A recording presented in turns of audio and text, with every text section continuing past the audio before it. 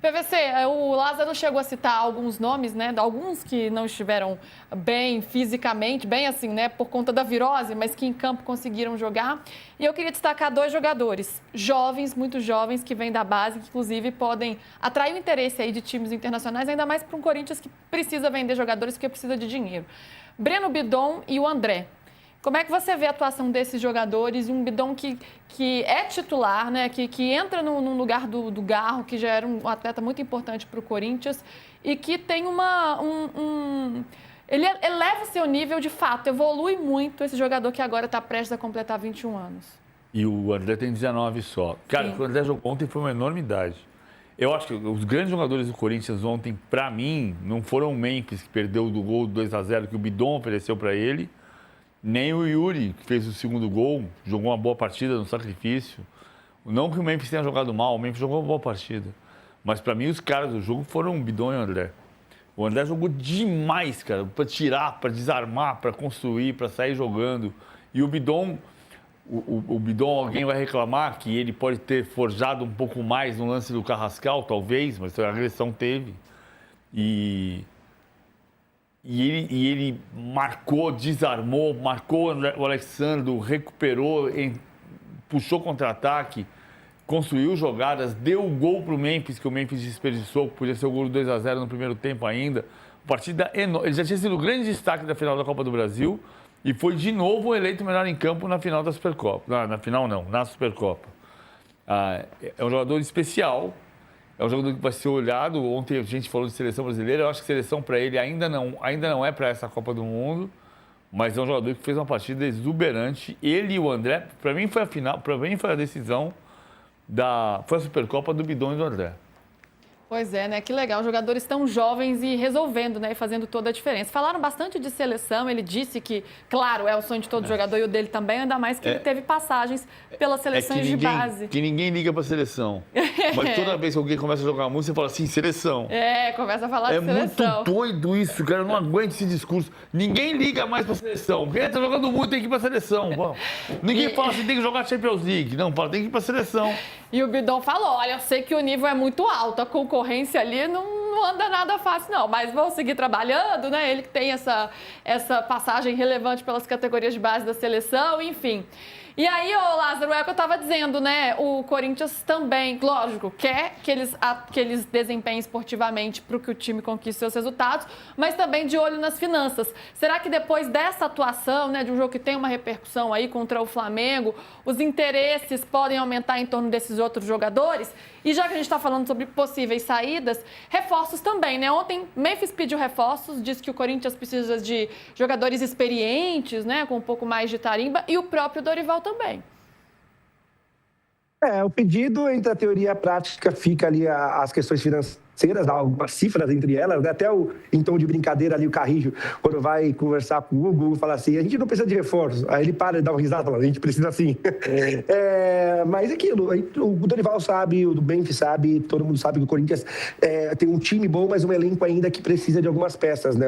E principalmente num calendário longo, extenso, um brasileiro que vai de janeiro até dezembro de 2026, então existe realmente essa preocupação em relação a reforços. Em relação às saídas, inevitavelmente um jogador vai sair do Corinthians, um jogador de grande porte, um jogador importante vai sair, e a expectativa é que esse jogador seja o Bidon, até por conta da maturação que ele vem tendo. Ele é um jogador que desde a base tem recebido sondagens, tem tido monitoramentos de grandes clubes da Europa.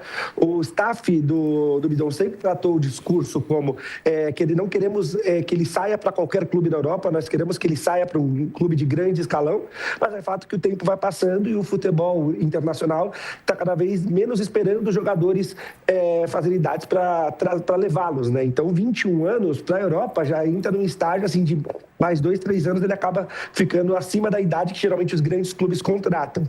E sabendo disso, o Corinthians imagina que o meio do ano deve ser a janela para negociar o Breno Bidon, e o Corinthians espera isso. Até o próprio Marcelo Paz disse na apresentação dele que espera que fazer a maior transferência da história do Corinthians nessa janela de transferências. O Corinthians não não quer vender por qualquer forma, não quer vender de qualquer jeito, quer fazer bons negócios.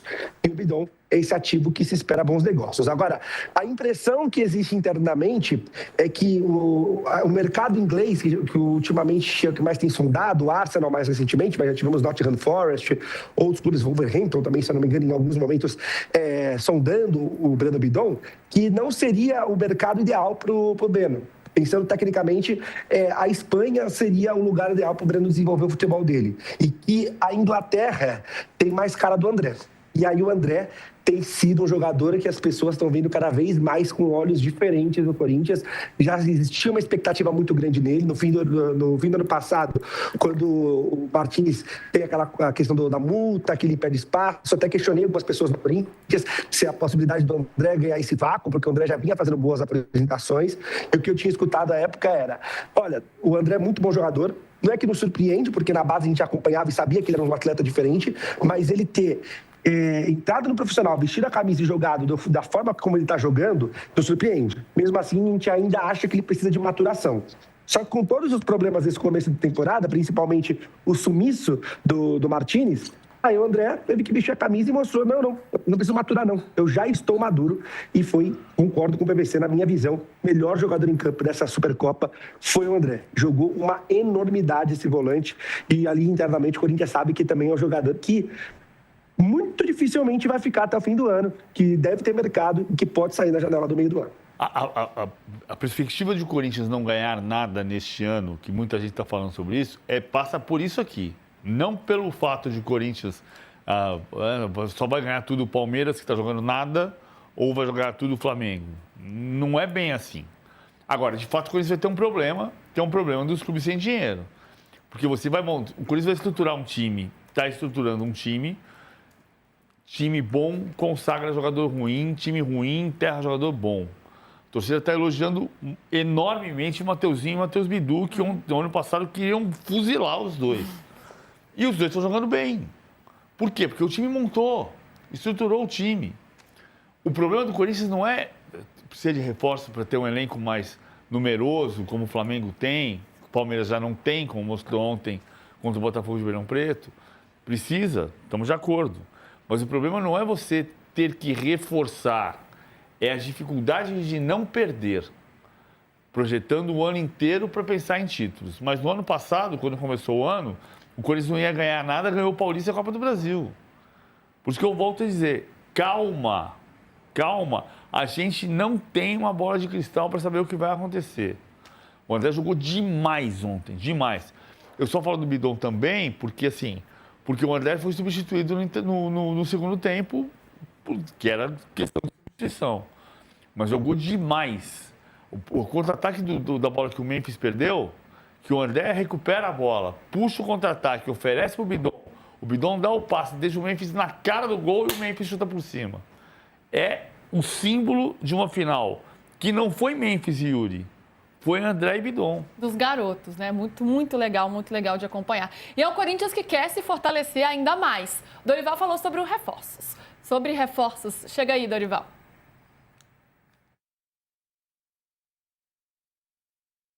Dando certo. As negociações são muitas. O Marcelo está com várias frentes aí, atacando várias frentes. Mas confirmadas naturalmente, nós temos aqueles que já chegaram, mais um ou dois aí por chegarem. Mas ainda precisaremos de mais 3, 4 elementos, com certeza, para fortalecer ainda mais o nosso grupo e não escancararmos no meio das competições as necessidades que fatalmente já foram apontadas e acabarão nos mostrando uma situação de desequilíbrio ao longo da temporada. É isso que nós queremos evitar, para que possamos ter um elenco mais composto, mais cheio, com mais alternativas, opções para a gente poder tomar as decisões. Mais 3, 4 elementos, você ouviu, né, PVC? O elemento... Lázaro, um deles já está a caminho? O Kaique, atacante do Bahia? Já está a caminho já. O Corinthians ele só está com bastante cautela para não acontecer o que aconteceu com o Alisson, né? A situação do Alisson deixou bastante a diretoria do Corinthians traumatizada, mas é uma negociação que já está bastante encaminhada, a expectativa é que seja anunciado nessa semana. Já está tudo acertado mesmo, realmente só pela assinatura, tá? Vai ser por empréstimo até o fim do ano. Um jogador que tem gerado muita expectativa na diretoria e na comissão técnica. Ontem, até conversando com algumas pessoas, eu falei sobre o Caio César, né? Porque o Caio César entrou bem, inclusive dá assistência para o gol do Yuri Alberto. E aí o que eu escutei de algumas pessoas porque vocês não viram ainda o que tá chegando, né? E aí até questionei, o Kaique, não, vamos segurar porque a gente não quer que aconteça aqui, igual o Alisson. Mas a gente sabe desde sábado já que existe esse acerto aí do Corinthians encaminhado, verbalmente acertado já com o Kaique, faltando realmente apenas a assinatura para o jogador ser atleta do Corinthians até o fim da temporada por empréstimo. Isso aí, gosta, PVC? Gosto. E vai ao encontro do que a gente falou semana passada aqui, que o Corinthians queria um atacante, um volante, mas que fosse um atacante, não um centroavante fixo, mas um atacante ponta de lança. Que ele pode se movimentar pelos dois lados, ele pode jogar como segundo atacante, ele pode jogar como ponta pela direita, ele pode jogar como ponta pela esquerda. Foi isso que o Corinthians foi buscar e conseguiu no Kaique um grande reforço. Também, de novo, o empréstimo é sem custo, né? Você falou, eu não percebi. Empréstimo sem custos. Empréstimo sem custos. E a gente volta para aquela questão do orgulho corintiano, que não é 100% verdade, porque o São Paulo está fazendo uma janela também quase gratuita, sem contar salário, né? Gratuita no sentido de liberar jogadores dos seus contratos anteriores sem pagar a rescisão. Não é que seja de graça, porque você paga o salário e paga luvas e tudo mais. Mas o Corinthians se orgulha de ter a janela mais barata entre os gigantes. E, de fato, até agora ele gastou R$1.800.000 em parcelas, 12 parcelas, do empréstimo do Matheus Pereira. E o restante são contratos sem custo. Tem o Caio César, né? Tem um pouco mais do que R$1.800.000. Mas não chegou aos 5 milhões que projetou. 5 ou 6 milhões que o Corinthians projetou. Então o Corinthians tem razão para se orgulhar de estar fazendo uma janela completamente diferente da gestão Augusto Melo. Então, está tudo resolvido financeiramente no Corinthians? Não, não se trata disso. Existe uma carta de intenções. Tem um cenário de avançar para tentar solucionar problemas financeiros gravíssimos que o clube possui. E voltou a ganhar título. E buscando essas alternativas, né? Jogadores mais baratos, livres no mercado, tentando usar a criatividade para conseguir contratar.